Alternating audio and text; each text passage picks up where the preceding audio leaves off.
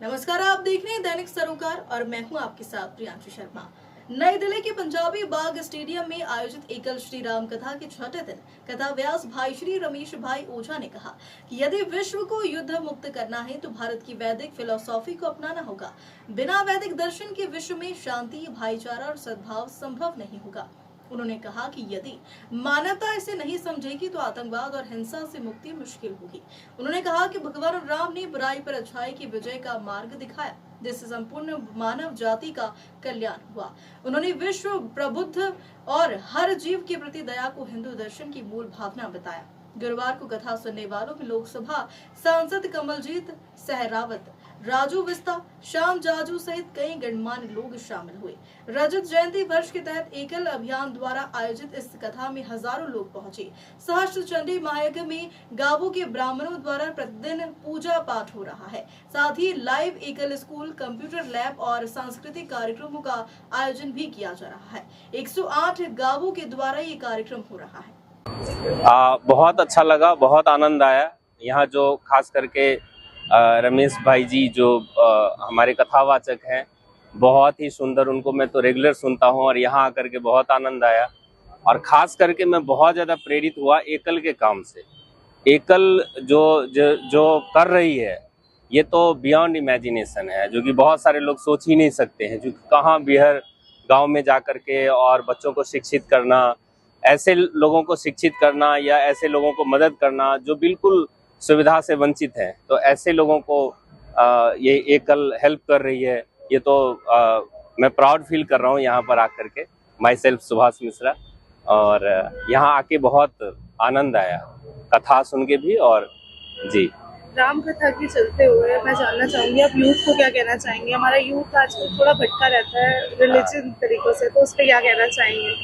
Actually youth को तो बहुत जरूरी है जो कि राम कथा सुननी चाहिए, क्योंकि राम कथा है क्या, एक्चुअली वो जीवन का परिचायक है और आपको जीवन जीने का तरीका बताते हैं। राम कथा एक्चुअली राम कहानी ही यही है, जो कि अगर राम के आचरण को, राम कथा का मतलब हो या कि कोई भी कहानी हम सुनते हैं तो उसका सबसे बड़ा उद्देश्य ये होता है जो उसे हम अपने आचरण में लाएं। तो राम का जीवन ही यही है, जो कि जीवन मतलब आप राम का चाहे बाल्यावस्था देखो, युवावस्था देखो, और इसीलिए कहा जाता है मर्यादा पुरुषोत्तम राम। तो मर्यादित जीवन अगर जो चाहते हैं, जो कि मुझे संसार में कीर्ति मिले, नाम मिले, ऐश्वर्य मिले, तो उनको राम के जीवन से प्रेरणा तो लेनी ही चाहिए। और आज खास करके युवा से भी जरूरी है, युवा के जो गार्जियन है उनको शुरू से ही ऐसा संस्कार देना चाहिए जो राम के जीवन से प्रेरित हो। वो अगर अंश भर भी उनके अंदर आ गया तो फिर ये बहुत ही शानदार रहेगा।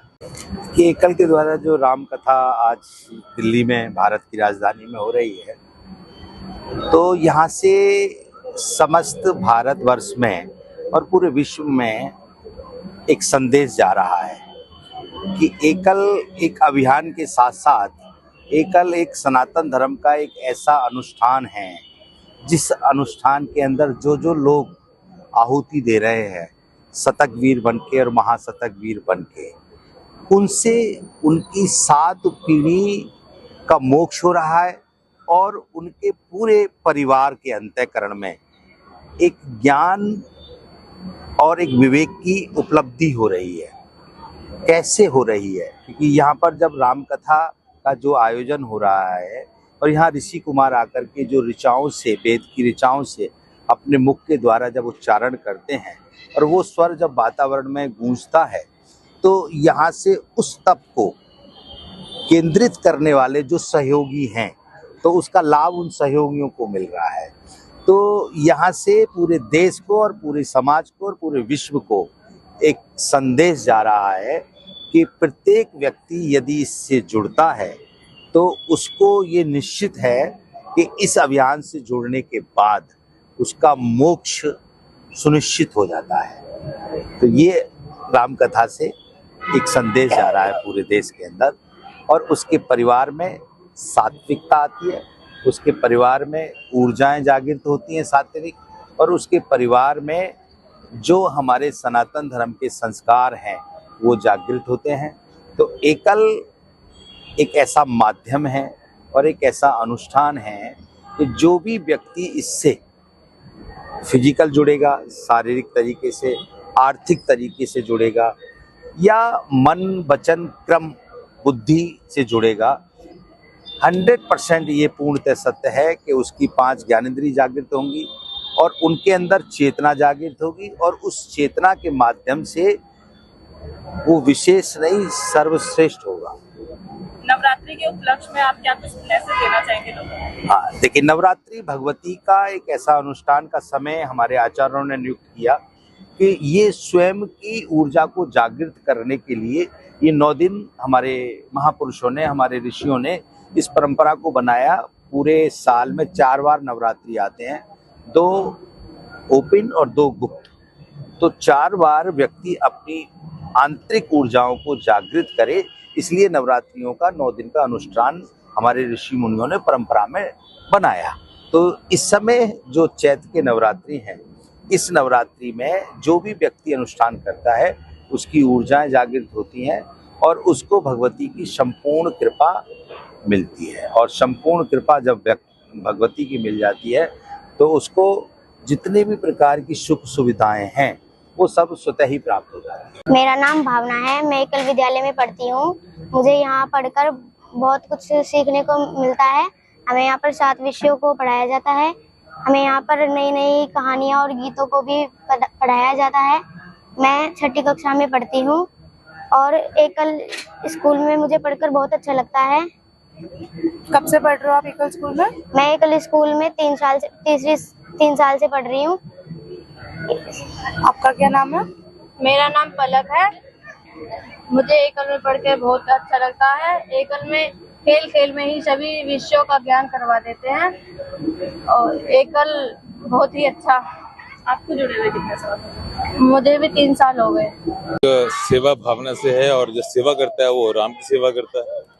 राम जी ने ये चीज सिखाई है कि भी सेवा करना ही परम धर्म है। तो जो एकल जो कर रहा है वो बच्चों को पढ़ा रहा है और सेवा कर रहा है। लेकिन एकल क्या है ये मैं बताना चाहूंगा आपको। लोग समझते हैं एकल एक स्कूल है, लोग समझते हैं एकल एक अभियान है, लेकिन आज एकल एक बहुत बड़ी क्रांति का रूप ले चुका है। आपने सुना होगा कि बड़ी बड़ी क्रांति हुई है दुनिया के अंदर, और जैसे एक क्रांति हुई थी रशिया के अंदर, एक क्रांति हुई थी जर्मनी के अंदर, या सेकेंड वर्ल्ड वॉर हुई थी। कुछ भी हुआ हो, उस क्रांति में क्या हुआ, लोगों की जान माल की हानि हुई, बहुत लोग जाने गई, तख्ता पलट हुए, बहुत सारी इमारतों को नुकसान पहुंचा। लेकिन एकल एक ऐसी क्रांति है जो बहुत स्लो और शांत से चलती हुई पिछले 40 साल से ये क्रांति चलती आ रही है। और 40 सालों के अंदर इस क्रांति ने क्या किया? किसी जान माल की हानि नहीं की, किसी की जान नहीं गई, कोई तख्ता पलट नहीं हुआ। एक ही काम हुआ, वो हुआ मानवता की सेवा। और वो कैसे हुई? दूर गांव के अंदर जहां सरकार नहीं पहुंची, दूर आदिवासी गांवों के अंदर जहां पर कोई आज तक पहुंच नहीं सका कुछ उनको शिक्षा देने के लिए, स्वास्थ्य देने के लिए, वहां पर एकल पहुंचा और एकल ने जाके वहां पर गांव को उठाया पूरे। खाली स्कूल ही नहीं, बच्चों को शिक्षित नहीं किया, आरोग्य का सिखाया, वहां पर कैसे अपने आप को सेहत रखनी है, कैसे अपने आप को स्वावलंबी बनाना है, वो एकल ने सिखाया। तो एकल ने स्लोली जितने भी था इतना बड़ा चेंज किया। 30 सालों में जो ये क्रांति आई जिसके अंदर लोगों को आप समझ लीजिए कि माओवादी बनने से बचाया, लोगों को धर्मांतर होने से बचाया, लोगों को औरों का शोषण, और लोग शोषण ना कर सके उनका, उससे बचाया। कैसे? शिक्षा देकर। शिक्षा उनके गांव तक पहुंची, घर तक पहुंची। सबसे बड़ी बात, महिलाओं को, जिन बच्चियों को घर में बंद किया हुआ था, बाहर निकलना उनको अलाउड नहीं था, वो एकल के माध्यम से टीचर बनी तो गांव के अंदर वो उनका नाम फैला और बच्चियां बाहर आई। और इस तरह से बहुत बड़ा सोशल चेंज आया कि गांव के अंदर लड़कियों को बाहर निकाला गया, उनकी प्रतिभा बाहर आई और उनको भी कुछ अधिकार मिले। आपने शिक्षा की बात की, तो इस शिक्षा में कौन कौन सहयोग दे रहा है शिक्षा पहुंचाने में? शिक्षा पहुंचाने में वैसे तो ये पूरा संगठन है, बहुत बड़ा संगठन है एकल। और एकल ने गांव-गांव जाके जो काम किया उनके कार्यकर्ताओं ने किया। ये सारा काम, ये सारा श्रेय जाता है उनके कार्यकर्ताओं को, जो अपना घर छोड़ के, जिन्होंने अपना पूरा जीवन दान दे दिया एकल के लिए। एकल पैसे नहीं चल सकता, एकल तो तन और मन से चल सकता है, जिन्होंने अपना पूरा जीवन का समय दिया, सीखे, दूर दूर गाँव तक पहुंचाना, गाँव तक जाके टीचर्स को सिखाना, टीचर्स ने बच्चों को सिखाना, ये जो काम किया है ये सब कार्यकर्ताओं ने किया है। बाकी तो सब रिसोर्सेज हैं, बाकी तो सब गाइड कर सकते हैं, दिशा दे सकते हैं, लेकिन जो एक्चुअल कार्य किया वो उन लोगों ने किया। आज 8000 हमारे ऐसे सेवावर्ती हैं जिन्होंने मेरे ख्याल से पूरा अपना जीवन इसके लिए दान दे दिया है, अपना घर छोड़ के आ गए हैं। ये उनका कहते हैं कि उनकी भावना है, उनकी त्याग कह सकते हैं, उनका त्याग है जो ये आगे लेके जा रहा है। भविष्य में इसके क्या क्या बहुत जबरदस्त भविष्य है इसका, ये देश बचाएगा, और जो ये इसने किया है गांव को बचाया है और गांव के देश बचाया है। ये जो पद्धति है एकल की, ये पद्धति सिर्फ हिंदुस्तान के लिए नहीं है, ये पद्धति अब पूरे विश्व में फैलने वाली है। आज जिस पद्धति से हमारे गांव उठे हैं वही दिशा आज बाकी जितने भी और देश हैं, जो डेवलपिंग कंट्रीज हैं, अफ्रीकन कंट्रीज हैं, उन कंट्रीज की हालत भी वैसी है, रादर इससे बहुत बुरी है। वहां पर अगर इसी मॉडल को उनकी लैंग्वेज में बनाया जाए तो ये मुझे पक्का विश्वास है एक दिन यही एकल की पद्धति पूरे दुनिया में फैलने वाली है, संसार में फैलने वाली है और कंट्री फैलने वाली है, और ये होगा।